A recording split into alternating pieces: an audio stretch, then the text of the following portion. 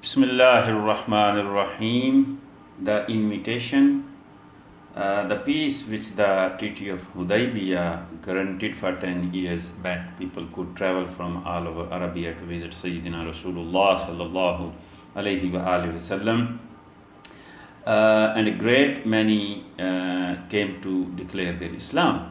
Also, during this period, the Prophet ﷺ decided that the time had come for his message to be taken to other countries. So he sent trusted companions with letters telling of his message to the leaders of the most powerful nations of the day. It is recorded that he said, Allah has sent me as a mercy to all men. So take the message from me that Allah subhanahu wa ta'ala has mercy on you. It is also recorded that sometime before, when Sayyidina Rasulullah was digging, the trench, 3 flashes of lightning, like the nur, had blared forth from a rock he had been striving to remove. These flashes, like a nur light, had shown him the fortresses of the civilizations to the south, east, and west, which were soon to come into Islam. So Allah subhanahu wa ta'ala showed him victory beforehand. Now, at the time Sayyidina Rasulullah sent out his message, Abu Sufyan and some other members of Quraysh were trading in Syria, and that was the Eastern Roman Empire province at that time, later to be called Byzantium. Also, at about this time, the Emperor Hercules, ruler of this empire, he saw a dream. He had a dream, and sadly told visitor to his court in Syria. He said, I saw our empire fall and victory go to a people who do not follow our religion. At first, he thought this must refer to the Jews, and he even had it in mind to kill all the Jews living under his rule.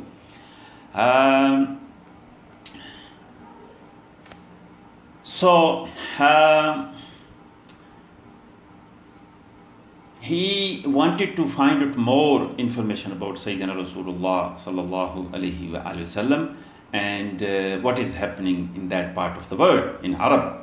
So he asked his people to find someone who come from part of a land where Sayyidina Rasulullah sallallahu alayhi wa sallam residing and preaching deen of Allah subhanahu wa ta'ala.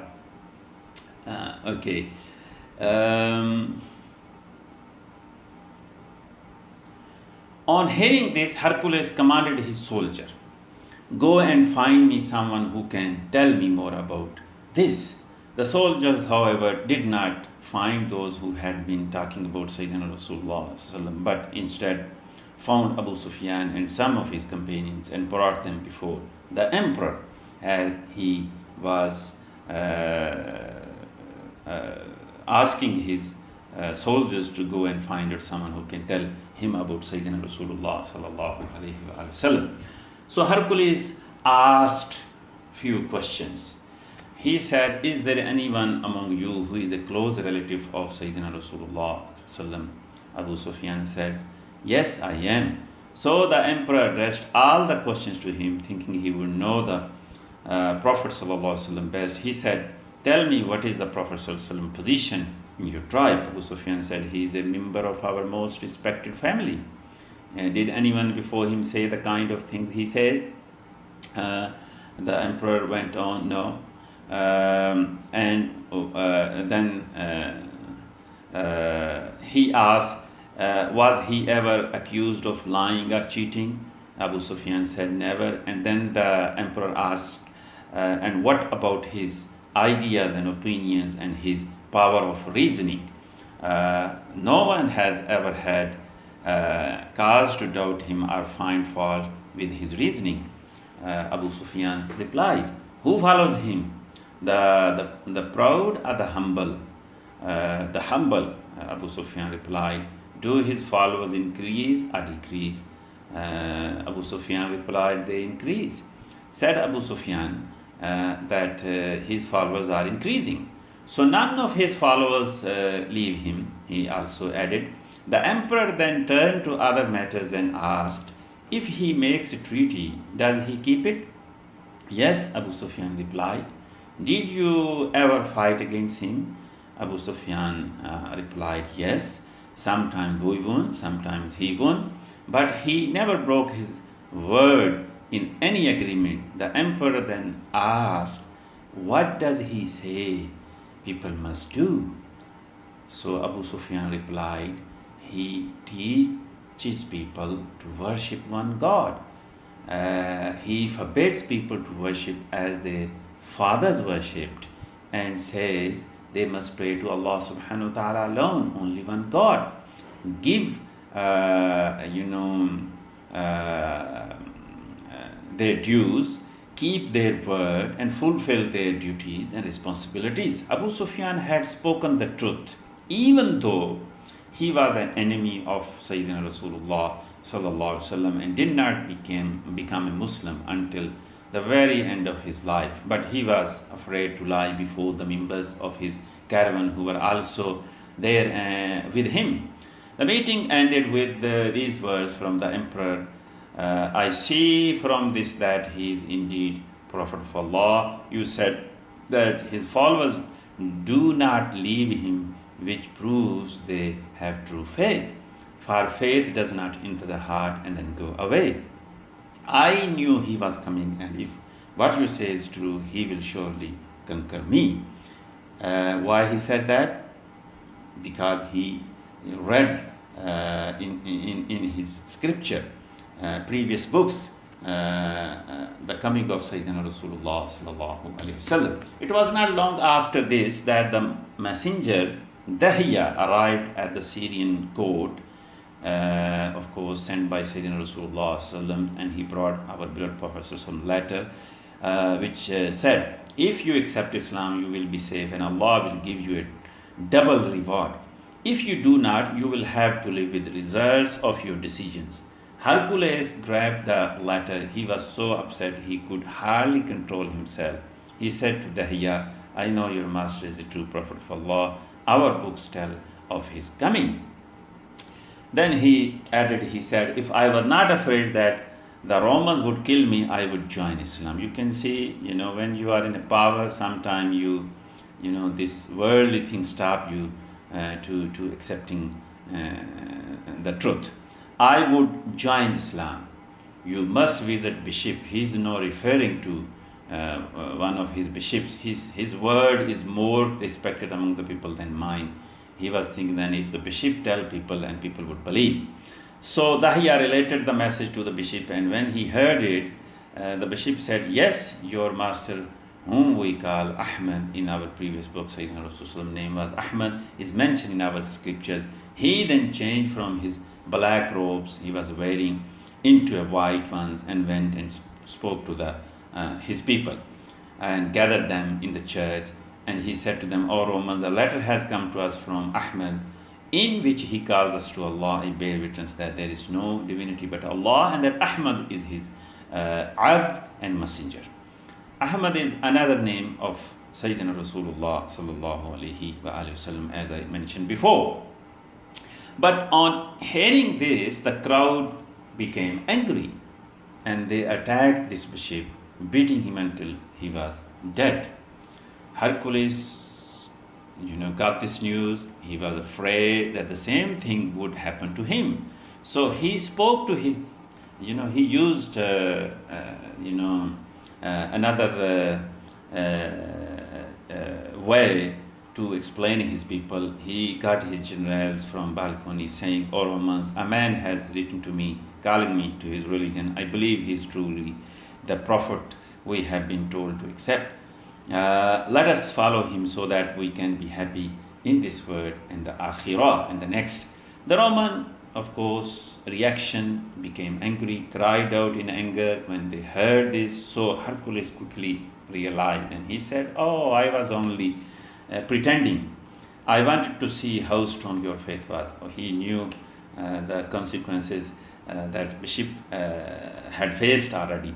So he just wanted to save his life. "I am pleased to see that you are true to your religion." He changed the topic. Hercules then suggested that they attack or give land to the Muslims in order to maintain peace. But the Romans refused. So they refused. Of course, the Roman Empire, powers, everything, and they did not want to accept, this message from, poor Arabs. They must have realized at that time. Realizing that he could do not more, he realized, and he knowing that one day Islam would conquer Syria, because he knew, he believed what he has read in the scripture. Hercules left the province Syria, as I mentioned, and he returned to Istanbul, the capital of Eastern Roman Empire at that time.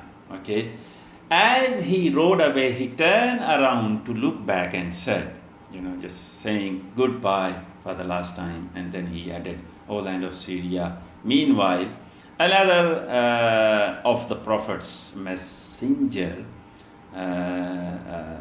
arrived at the palace of Khusro. Khusro Pervez, the Shah of Persia, and they used to call Shah, which is also in English is called king, where he was told by the royal guard, "When you see the Shah," this is the protocol he's explaining, "you must bow and not lift your head until he speak to you." To this the Prophet's messenger replied, "I will never do that. I bow only to Allah subhanahu wa ta'ala." This is the kuwwa of Iman you can see the Sahaba had. "Then the Shah will not accept the letter you bring if you do not bow down," they said to him. And when the time came for the messenger to see him, the Shah was indeed very surprised to see the man holding his head high and refusing to kneel respectfully before him like everyone else. Nonetheless, the Shah will read out the letter. He read out the letter actually. And the letter says, "Bismillahir Rahmanir Rahim, from Muhammad, Messenger of Allah, to Khusro, Shah of Persia, peace be upon those who follow the truth, who believe in Allah and His Prophet, and who testify that there is no divinity but Allah, and that Muhammad ﷺ is His messenger. I ask you in the name of Allah, because I am His messenger. I am His Rasul, to warn your people that if they do not accept His message, they must live with the consequences. Become Muslim and you will be saved. If you refuse to tell them, you will be to blame for the ignorance of your subjects." The Shah was furious when he read this and tore the letter into little pieces. He became very angry, he disrespected. When the messenger returned to Arabia and told the Prophet ﷺ what happened in the court of Khusros, Allah subhanahu wa ta'ala's Prophet said, "May Allah also tear his kingdom into little pieces." And that is exactly several years later it happened, just as Sayyidina Rasulullah had said it would. As with Syria and Persia, a messenger was also sent to the king of Abyssinia with the following letter. And we know king of Abyssinia, he was very kind to the Muslims, and the first hijrah was, according to the Seerah of Sayyidina Rasulullah, was to the Abyssinians' land. So,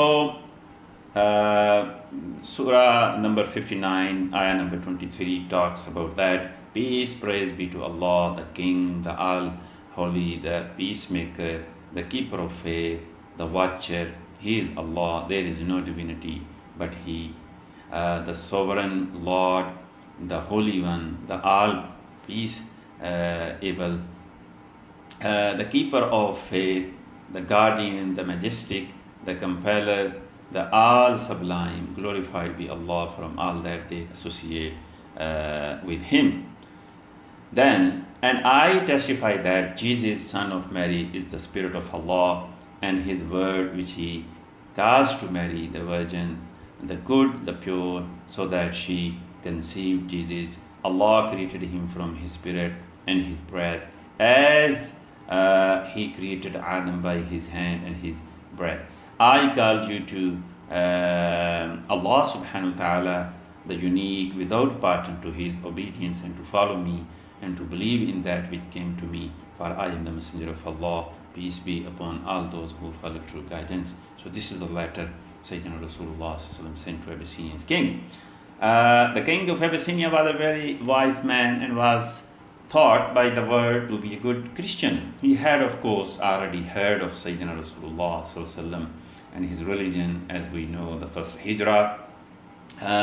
He was deeply moved by the latter, and when he came down from his throne, it was not just to show his respect, that also to declare that he was already Muslim. So he was already Muslim. He answered the Prophet's letter with one of his own, and he said to Muhammad sallallahu alaihi wasallam, the Prophet of Allah, from the king of Abyssinia, Assalamu alaikum, O Prophet of Allah, wa alaikum wa rahmatullahi wa barakatuhu. So he addressed Sayyidina Rasulullah by sending salam upon our beloved Prophet sallallahu. There is none like him who has guided me to Islam.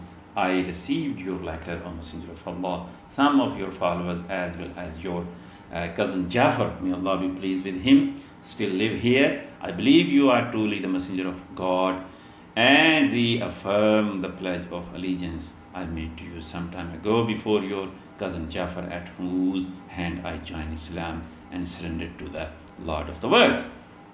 So a fourth messenger had in the meantime traveled by boat to Alexandria to meet the Muqawqis, the ruler of Egypt, who was a Coptic Christian. In this letter, Sayyidina Rasulullah invited the king of Egypt to accept Islam, because Christians who believe in the message of Jesus should also believe in him, for he had come with the same message from Allah subhanahu wa ta'ala, what Jesus, peace be upon him, and Moses, peace be upon him, brought.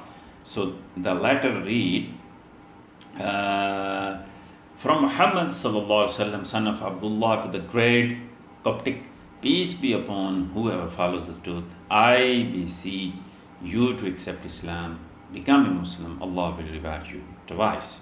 If you refuse, you will carry the blame for not allowing your people to share in this blessing. The king of Egypt showed respect for what the letter said. He treated the messenger well and sent many tahaif, presents, with the messenger to Sayyidina Rasulullah, but he did not become a Muslim.